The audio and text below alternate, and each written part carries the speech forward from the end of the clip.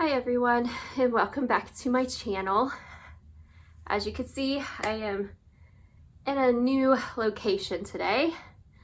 I have a different kind of video to bring you today. As you can see in the title, I want to talk about something a little bit different today. Something that's a little serious and something that's a little bit just different from my normal type of content. I want to start this video by saying this video does contain something or a couple of subjects that may be a trigger warning for some, so I do want to just start off by saying that if there are certain things that do trigger you, I will warn you ahead of time that I will be talking about some sensitive subjects. And then I also want to just say that, or preface this video with, this is not something that I will be speaking on regularly, or, you know, this is not where my channel is going. This is not something that I will be talking on regularly. This is just something that is on my heart. I am uploading this video the same day that I'm recording it because I have been,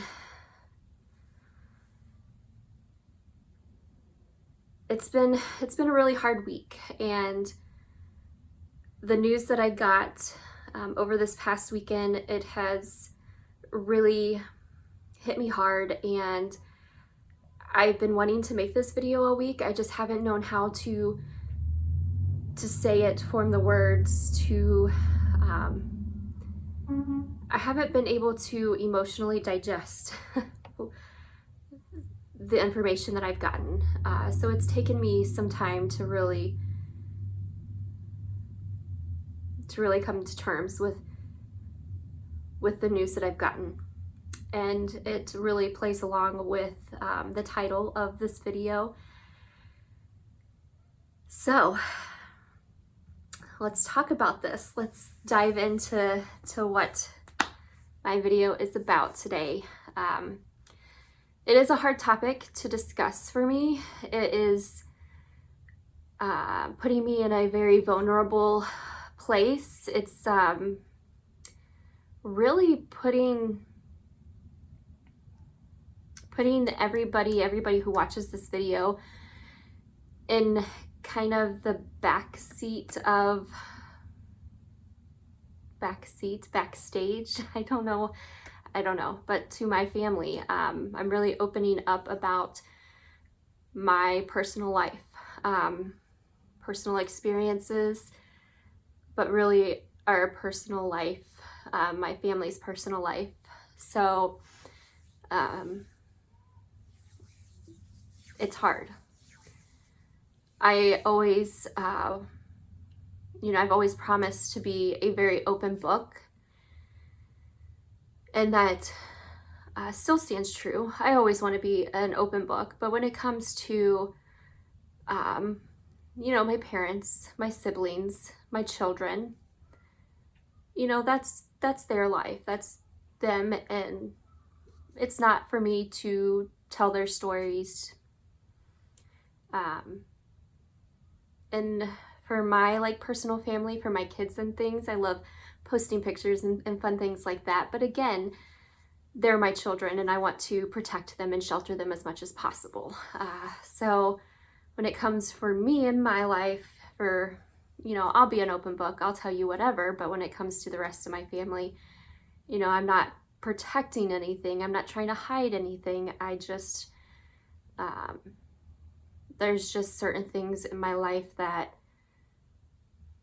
I just haven't told all of the story yet, I guess, because it's not my story to tell.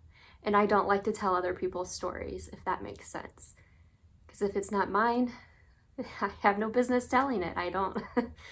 It's just not my story to tell. So, but there's been some things that have come up that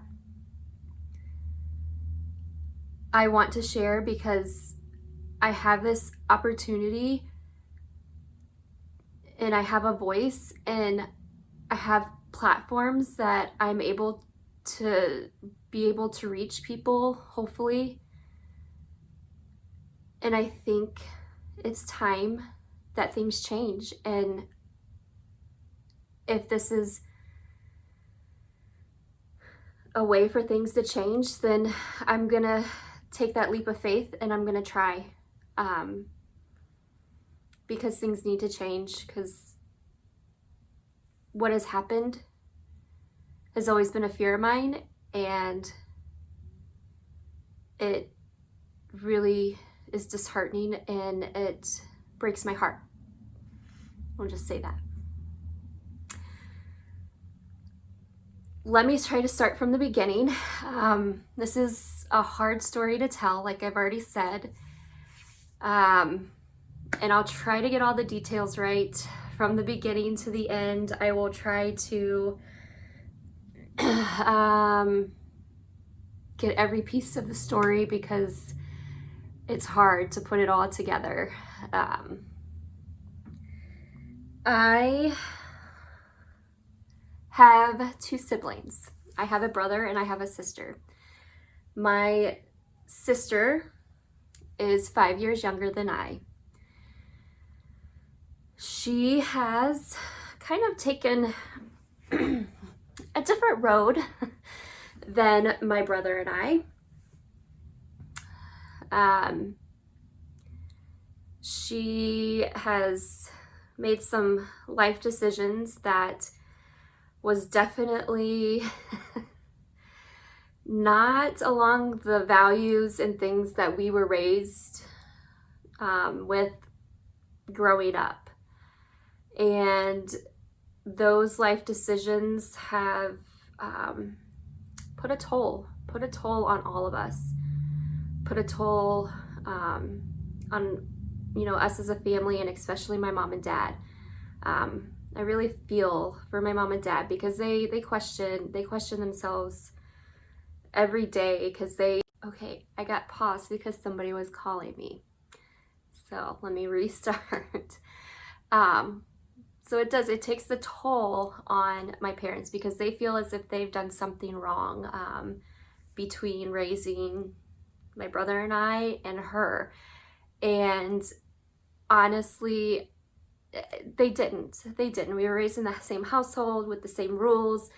Yes, she was the youngest, and maybe, you know, looking back, like, did she get spoiled a little more than us? I don't know. I can't remember. My brother will say maybe she did from time to time, but again, I don't remember. I look at how I'm raising my 3 kids. I think that my middle child gets spoiled a little bit more than the other 2, but is that gonna create something in the future? Very possible. You just never know.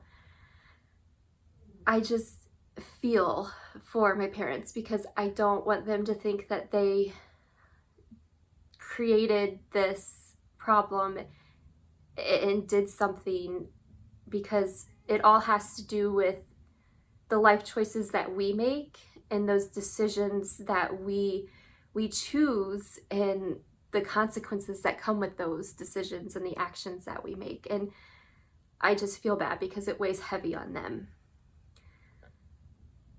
She made decisions. She was making decisions in high school that were not great, but they weren't anything detrimental. But it was kind of the writing in the wall, writing in the sand. Let me say it that way, that analogy.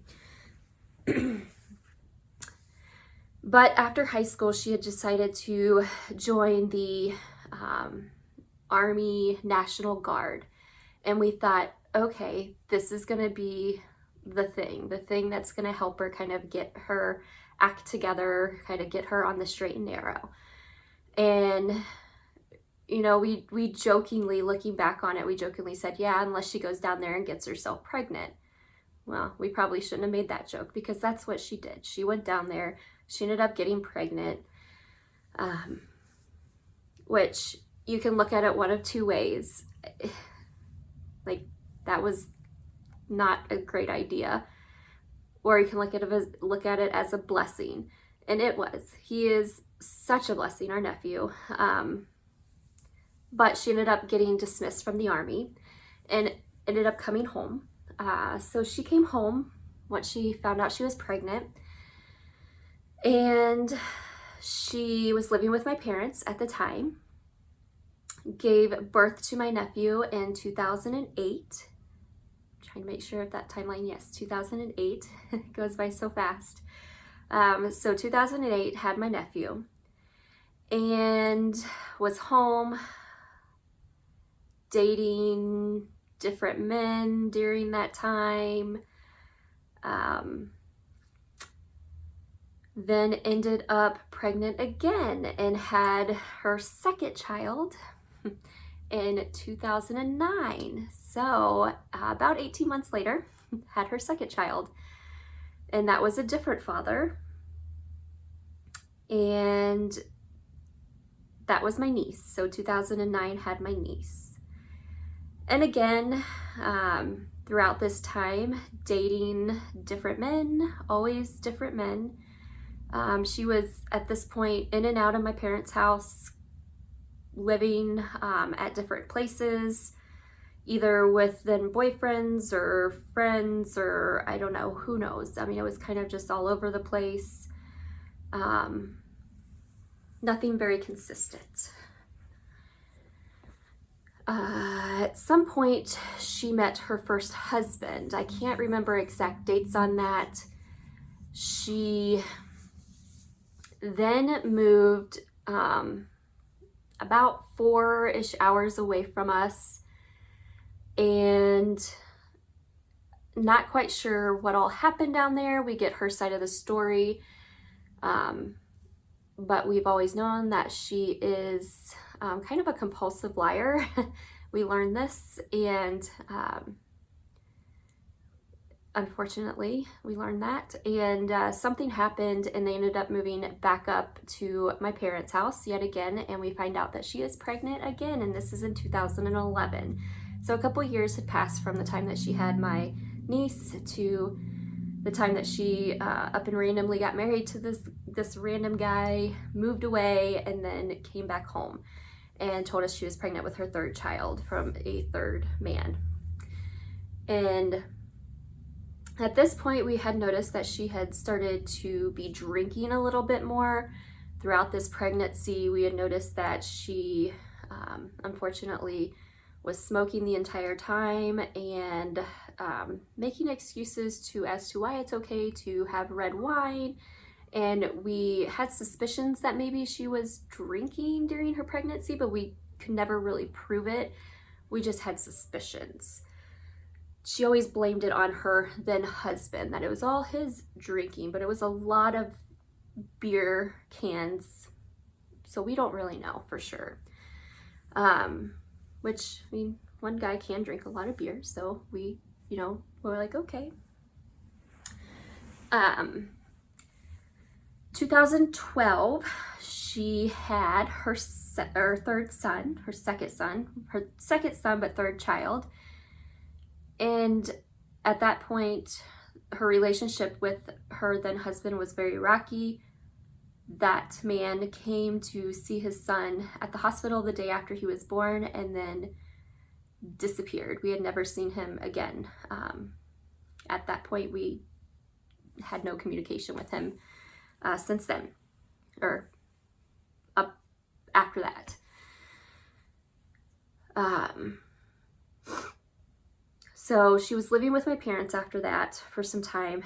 Again, back to dating all these random guys here and there, in and out of my parents' house, and then started seeing this one random guy that kind of was a doozy.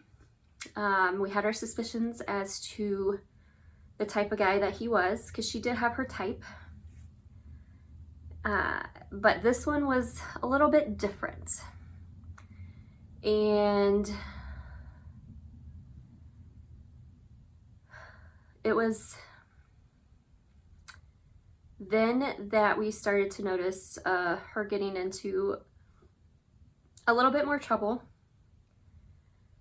They moved out, had a place of their own. Anytime that we would go over there, we would notice little things that made us suspicious of them heavily drinking, possibly drugs, but being that none of us really knew much about drugs, we really didn't know, but we were like, oh, we've seen those type of things in movies. Is that what that is? And, we just didn't know for sure. So we kind of, kept it on our radar, but we just didn't know for sure. During this time too, there were just other things going on that kept us like hypersensitive or super aware and made us just very, very aware of what was going on in the household and extremely cautious about how we approach things with her and him. At this point, my parents did have legal custody of my oldest nephew because my sister did end up at the age of 3 signing over her rights to my parents, just simply because of financial reasons. Being that she was 19 years old, expecting or had another child, and financial reasons. But my parents would let her take him from time to time and let him live with her when she was not inside the house. And there so many things. And then with my niece, she had legal custody, and he had his like legal visitations where he got her on certain days of the week and every other weekend. And but he was going for full custody or for legal custody because like he had his suspicions too. So during this time of her and this guy living together, we had suspicions of things going on, and we were watching really closely. He was also watching really closely, and he was going for custody, and we were really on his court because there was just a lot going on. And at this time too, there were things that just weren't right. My mom was getting phone calls from the kids. There were times when the kids would be at my house because I would keep them a lot of the weekends, and she would just come get them and just not be in the right frame of mind. And so during these times, I would call DCS to do well checks and just lay my suspicions out to them. My mom had called and done the same things. But nothing would happen. They would do their checks, and either nobody would answer the door, or they would answer and everything would be fine, or they wouldn't find anything. So nothing would come to pass of it. And so we did that for like a year or so. It's so hard to keep all this together because it was going on for so long that it's hard to keep it all together. They ended up moving back into my parents' house. And at this time, my niece's father was still fighting for custody. And there were just some things that were going on at my parents' house that were, it was bad. At that point, my parents were for sure certain that they were doing drugs. Because at that point, my dad was more involved because he was there. Because beforehand, it was really just my mom and I and my brother that was really just seeing the situation. Whereas when they were in my parents' house, that's when my dad could really see. And being that he had family members that had dealt with the issues in the past, he could notice and see the symptoms and see the things that we were seeing. And he's like, okay, yeah, I'm starting to see this. Because he would just see her on times when like nothing looked suspicious. I think if nobody has been around an addict, they are so good at hiding and manipulating, certain times and in situations to where they can hide it so well, and they can do it for so long that you don't know until you really know. And that's what she did for the longest time. And still, up into this day, she still does it. And it's harder now because she's not here. She's moved far, she moved very far away from us. So up until that point, he was like, no, she wouldn't do anything like that. And he finally was like, okay, I'm starting to see the things that you are telling me that you see. And that's when he was like, yeah, it's time to get help. But she was in great denial. I love this guy will do anything for me, I'll follow him to the ends of the earth type thing, very love stricken and drug induced. Like, that was her frame of mind. I love this guy, and the drugs had a hold of her. This was her life, not her kids, not anything else, unfortunately. Not her family, not anything. A lot of times that's an addict, though. So during this time of them living with my parents, they would get in trouble with the law, getting in trouble with theft, and the straw that kind of broke the camel's back was my parents did go out of town for the weekend to visit my grandmother, and a call came in from a neighbor that the kids came over, and I don't know the exact story, but something about the kids and that they hadn't been able to wake their parents up for the day or so, and they were hungry and they wanted to eat, or I don't know the exact story because I wasn't there. And but basically that was the last straw. My dad was like, no, you get out of my house. If you are on drugs, you're done. You get out. I'm done. I can't. And that was it. She tried to take the kids, and my parents were not going to have it.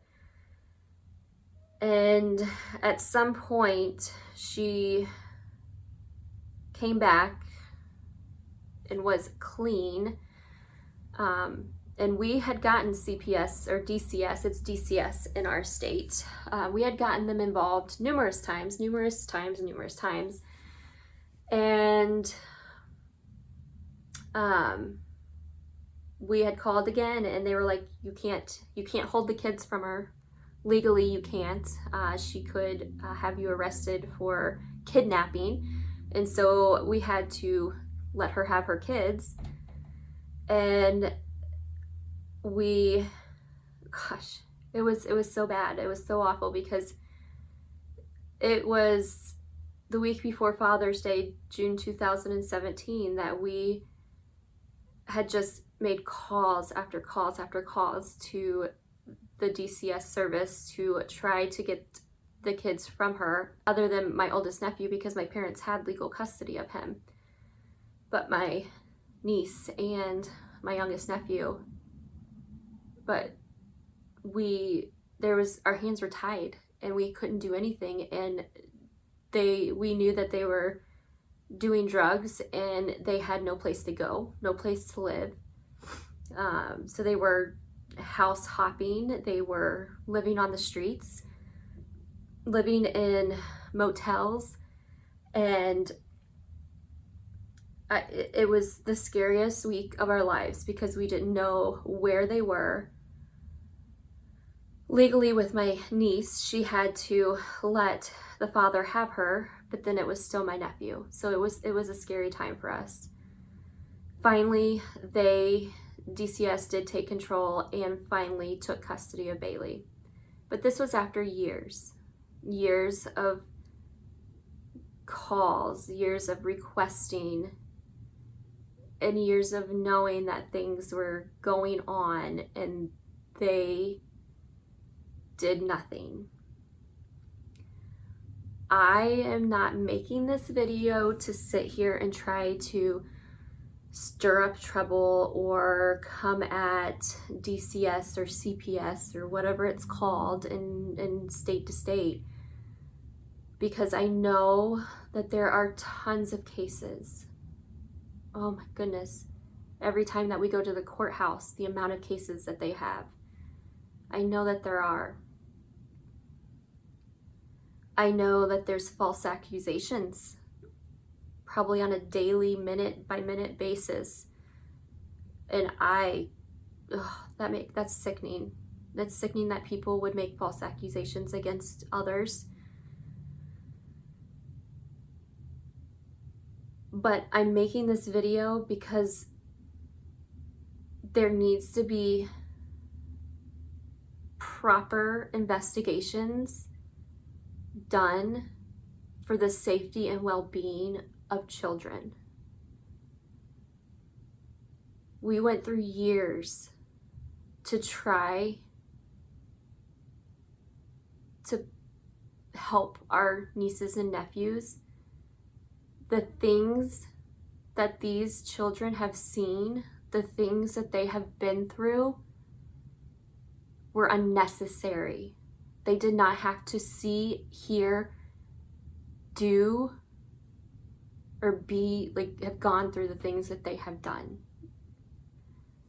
It could have been stopped sooner had they heeded our warning sooner. But my friends, this is a sad truth.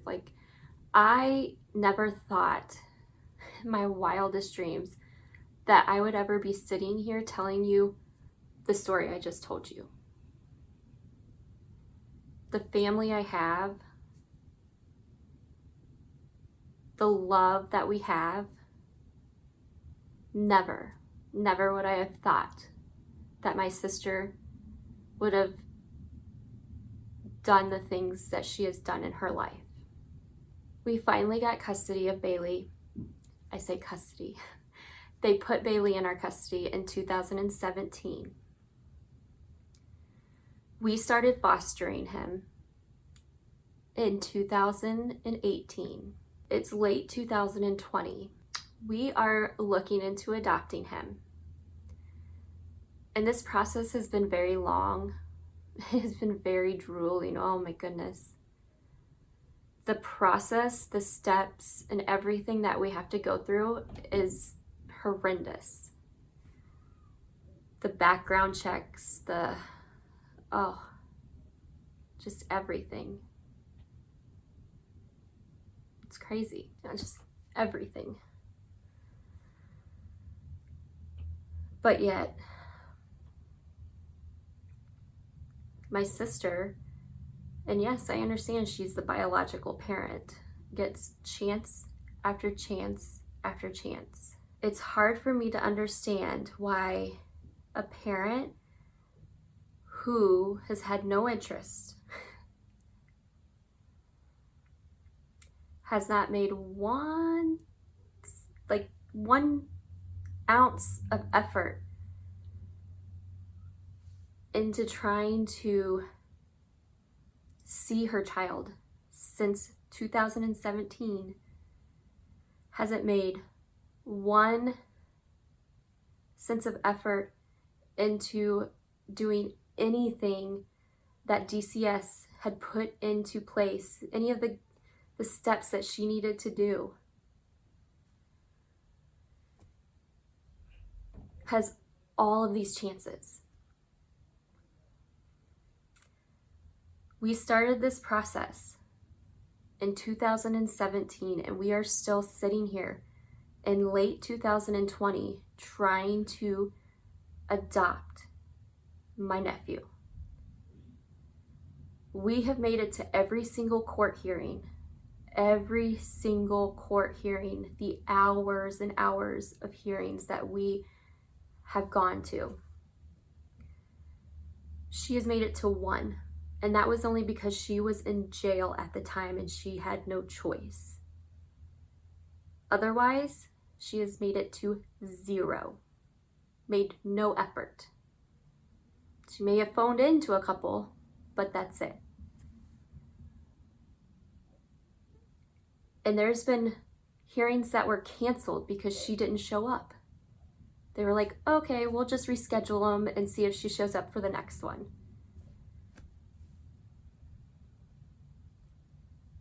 Give her another chance. Let's just give her another one. And our court hearings are scheduled every 6 months. So it just boggles my mind that somebody who seems to care so little gets so many chances. And this is their system. This is the way that they do things. Why?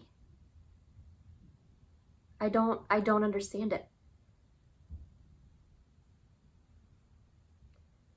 Why is it when somebody makes a report that they know somebody is actively using drugs and putting their children in harm, that they will go to the door to do a wellness check on the children and they say, we want to do a drug test for you, and that person declines, you can just say okay and walk away. That shouldn't be okay. It should be required by the state. There's got to be a better way. That's what I want. There's got to be something. There's got to be better protocols. There's got to be better systems. Because this, my friend, is my biggest fear was for my nieces and nephews was I was going to get a call. I was going to get that call that she had them in the car, was under the influence, and something had happened.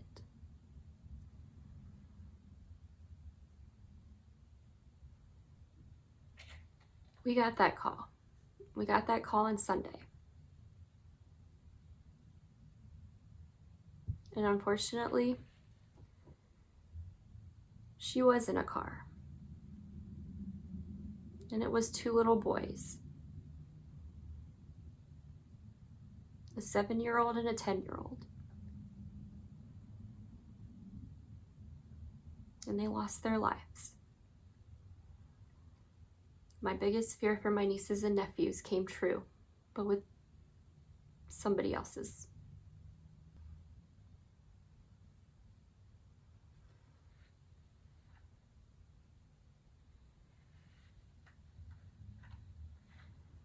The system failed these little boys.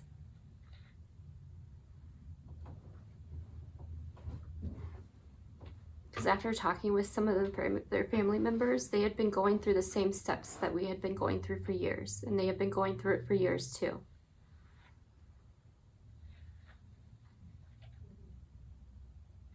And unfortunately, it just came too late for them. And it breaks my heart. Now, I don't know the details of the accident yet. I don't know who was driving the car. If it was my sister or these boys' father. But what details I do know is that this man was a lot like my sister. And regardless, 2 adults, 2 children, those 2 children needed her.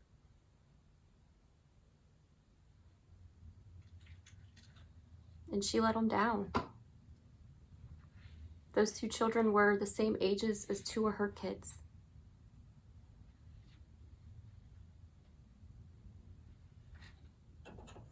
And she saved herself and sat on the bank and did nothing.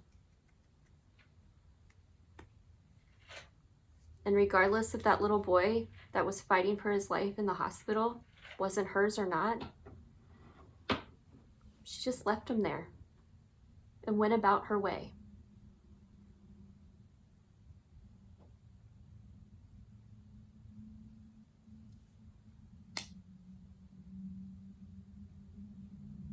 It's not how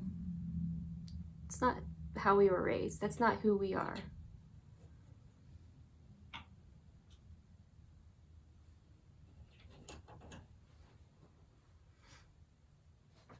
This news just has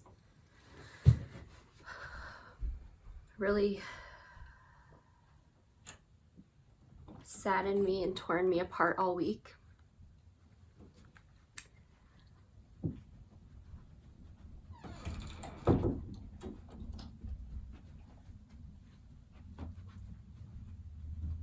And I just wanted to share this because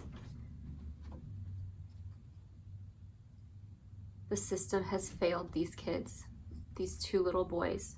The system failed them, and something needs to change.